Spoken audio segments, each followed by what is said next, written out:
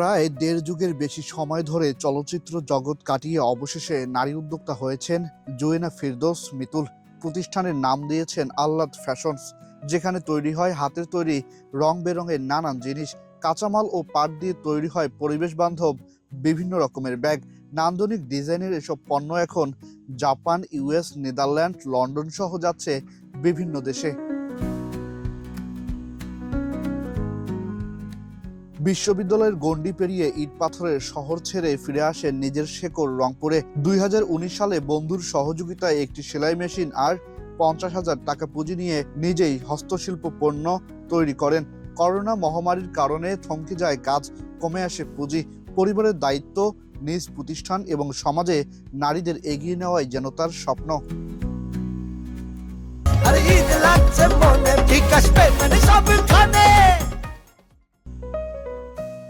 নানা প্রতিকূলতায়ও থেমে থাকেনি এই নারী উদ্যোক্তা। করোনার সময়কার ধকল কাটিয়ে 2021 সালে আবারও আহ্লাদ ফ্যাশনস এর সাইনবোর্ড বাসার সামনে লাগিয়ে একজন কর্মচারী নিয়ে পুনরায় যাত্রা শুরু হয়।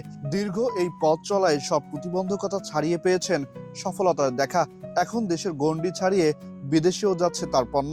রংপুরে কর্মক্ষেত্র খুবই সীমিত, এখানে কাজের সুযোগ খুবই কম, কাজেই আমার আসলে চাকরি জোটে নাই বলতে পারেন। তো আমি যখন কর্মসংস্থানে ব্যর্থ হয়েছি তখন আমার আত্মকর্মসংস্থান নিয়ে ভাবতে হয়েছে।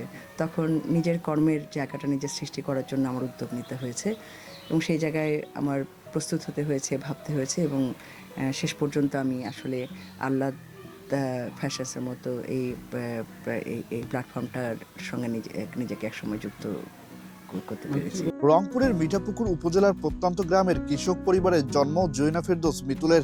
দীর্ঘ সময়ের চিত্রজগৎ ছেড়ে এখন রংপুর শহরের কেরানীপাড়া এলাকায় হস্তশিল্প পণ্য প্রস্তুতকারী প্রতিষ্ঠান গড়ে তুলেছেন তিনি।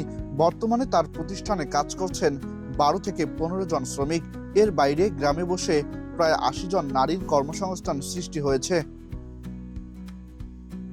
এটা হচ্ছে বাসার মধ্যে থেকে আমরা বসে করতে পারি, আর বাইরে যা বসে কাজ করার মতো মনে করো সময় নাই। বাচ্চা কাচ্চা আছে, ওদের স্কুল প্রাইভেট, তারপর হাজব্যান্ড চাকরি করে, ওদেরকেও তো সময় দিতে হয়। আর রংপুরে তো কোনো নেই, কর্ম প্রতিষ্ঠান আছে কিন্তু আমরা তো নারীরা ঘরে বাইরে বের হওয়ার সুযোগ সুবিধা নাই। সেজন্য আমরা ঘরে বসে সংসারের কাজও করি, এর পাশাপাশি হাতের কাজও করি, ছেলে মেয়েদের দেখাশোনাও হয়, আবার সংসারের কাজও হয়।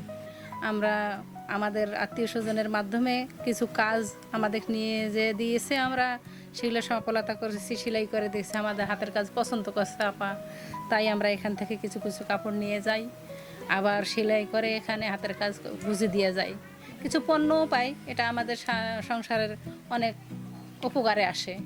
মোড়ল তো আমাদের সব সময় যদি এখানে কাজ বাজ থাকে তাহলে আমরা প্রায় 12-13 জন এখানে কাজ করি, তাহলে সবার ফ্যামিলি সুন্দরভাবে চলতে পারে। অনেক ঘরে ঘরে কিন্তু অনেক অভাব অহাটন, কিন্তু এরকম যদি গ্রামে আমি একটা উদ্যোক্তা হিসাবে এরকম ছোট মোটো একটা কারখানা দিতে পারি, তাহলে আমাদের গ্রামের এত অভাব অহাটন থাকবে না, দারিদ্র দেশ আর থাকবে না। আমরা যদি ঘরে ঘরে সবাই এরকম উদ্যোক্তা তৈরি হতে পারি।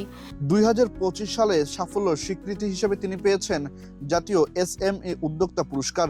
গত বছর বৎসরসেরা মাইক্রো উদ্যোক্তা নারী ক্যাটাগরিতে বিজয়ী ঘোষণা করা হয় তাকে।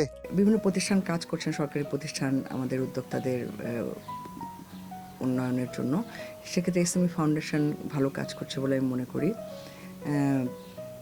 এছাড়া এটা প্রশিক্ষণের জায়গা থেকে SME ফাউন্ডেশন একটা বড় সাপোর্ট আমাদের জন্য। রাষ্ট্র যতক্ষণ না পর্যন্ত পৃষ্ঠপোষক হয়ে ওঠেন এই ধরনের উদ্যোক্তাদের জন্য, ততক্ষণ পর্যন্ত আমরা আসলে যথেষ্ট পরিমাণে প্রসারিত আমাদের ব্যবসা ক্ষেত্রকে প্রসারিত করতে পারি না। সরকার বিভিন্নভাবে আসলে আমাদের জন্য আসলে কাজ করার সুযোগ রয়েছে। সরকারের সেসব পৃষ্ঠপোষকতা, সরকার আমাদেরকে ঋণ সহায়তা থেকে শুরু করে বিভিন্ন রকম ক্ষেত্রে যে সহযোগিতাগুলো করতে পারেন, এটা বাস্তবায়িত হলে বা এটা যদি কার্যকর হয় তাহলে আমরা আসলে উদ্যোক্তারা যারা আছে তারা আসলে বিশাল একটা শক্তির সম্ভাবনা, এই শক্তিটা আসলে কার্যত সম্ভব হবে। মারুফা বেগম তার নিজেরও ছিল একটি কারখানা। বছর 2 আগে বড় লোকসানের মুখে পড়ে বন্ধ হয়ে যায় প্রতিষ্ঠানটি।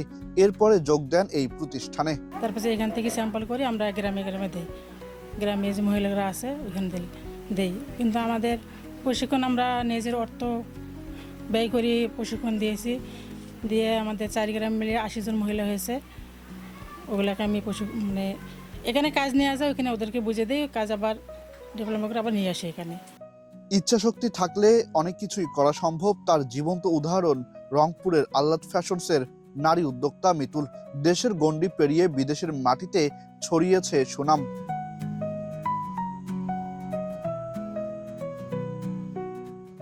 আহসান সাকিব, বাংলা নিউজ 24, ঢাকা।